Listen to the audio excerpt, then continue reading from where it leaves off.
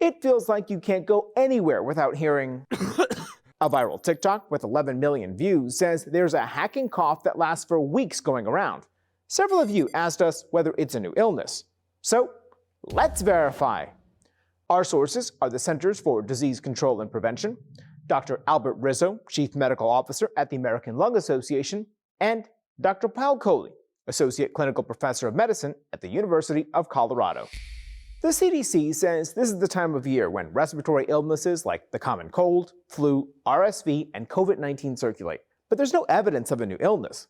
The doctors we spoke with say what they're seeing are the usual suspects that can cause a lingering cough. What we believe is that it's caused by one of few different explanations. One is a postnasal drip that's persistent. The other possible explanation is persistent inflammation in the chest. We don't think it's a new virus that's causing this cough. We think it's the same old players. So, no, there is no evidence of a new illness causing lingering coughs in the US.